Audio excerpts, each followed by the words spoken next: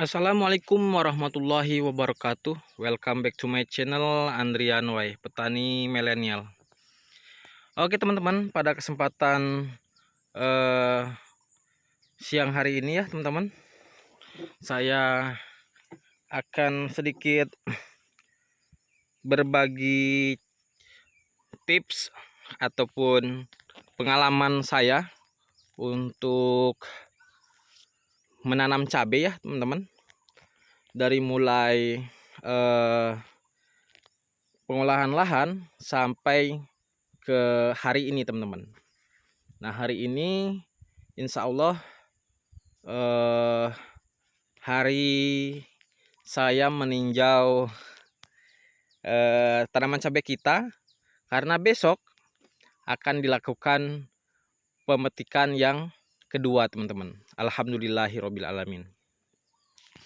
Jadi teman-teman ya, seperti dalam video ini teman-teman, cabai kita alhamdulillah lebat ya teman-teman.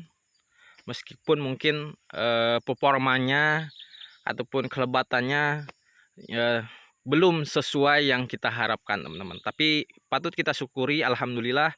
Seperti kita lihat tanaman cabai ini lebat ya teman-teman.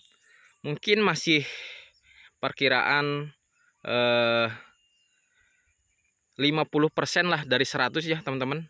Makanya saya targetkan lagi, kita kejar targetnya, kita genjot lagi nanti di perawatan dan pemupukan, penyemprotan itu agar pertumbuhan dan pembuahannya lebih maksimal sehingga mendapatkan panen yang melimpah ruah. Amin amin ya robbal alamin. Nah ini teman-teman, jadi karena saya aktif di lapangan ya, melihat dan mendapat informasi di lapangan pun untuk tanaman cabai khususnya di wilayah Sarolangun Singkut teman-teman, itu agak sedikit kesulitan teman-teman untuk melakukan khususnya untuk menanam cabai ya teman-teman, baik itu perawatannya sehingga pertumbuhan dari cabai tersebut kurang maksimal teman-teman. Nah ini kemarin saya terima telepon teman-teman, dari teman saya teman-teman yang ada di Kabupaten Sarolangun, bahwasanya beliau ini mengalami kendala layu fusarium teman-teman. Nah layu fusarium ini teman-teman biasanya terjadi setelah fase pertumbuhan di generatif. Maka dari itu teman-teman, sangat disayangkan ya teman-teman jika tanaman cabai khususnya terserang layu fusarium, karena untuk perjuangan ataupun melakukan perawatan dari pengolahan lahan sampai ke fase pertumbuhan generatif itu tidak sebentar teman-teman.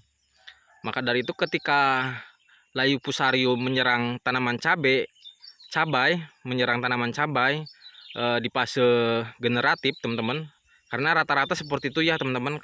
Kalau penyakit layu fusarium itu mesti dia menyerang di fase pertumbuhan generatif ataupun setelah cabang Y terus berbuah, rata-rata sudah berbuah, bahkan sudah panen pun banyak sekali yang terkena serangan layu fusarium.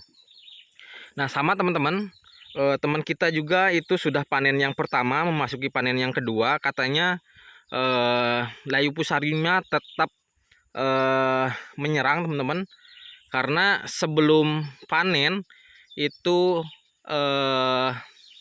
bulan yang lalu saya ini melihat juga tanamannya seperti apa. Memang saya lihat secara langsung banyak yang terindikasi ya teman-teman, bukan hanya terindikasi, banyak yang sudah terkena layu fusarium.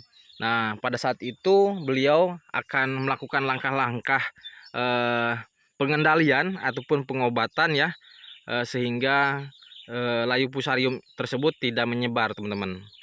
Kalau untuk sembuh sedikit susah ya teman-teman, karena kalau sudah layu karena perakaran ataupun pangkal batang yang diserang, maka dari itu sedikit harapan untuk pulih kembali kalau untuk serangan layu fusarium. Makanya sangat merugikan.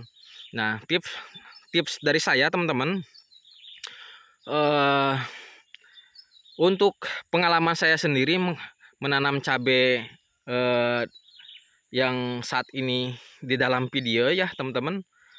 Yang pertama, saya melakukan pengolahan lahan itu tidak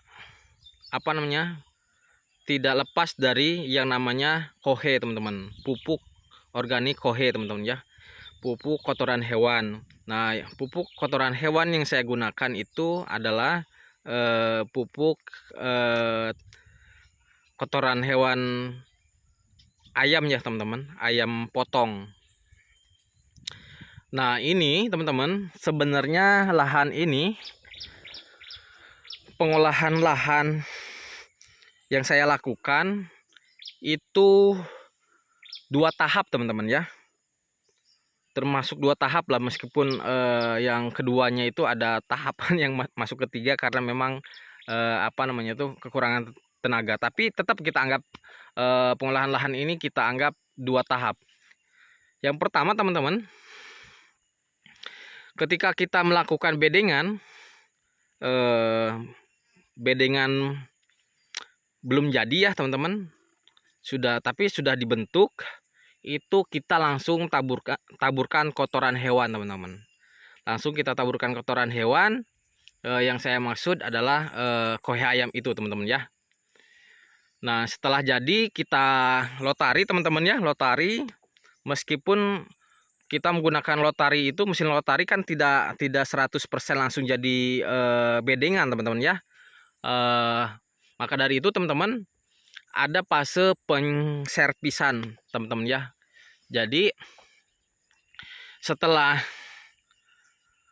ditabur bedengan, setelah ditabur kohe ayam, terus kita lotari teman-teman sampai selesai ya. Nah, saya diamkan beberapa minggu, hampir seminggu sampai 10 hari lah lebih teman-teman, tanpa dikerjakan ada aktivitas lah teman-teman ya. Sebenarnya itu tidak sengaja saya lakukan karena memang kekurangan tenaga kerja. Namun itu ada manfaatnya juga sebenarnya, karena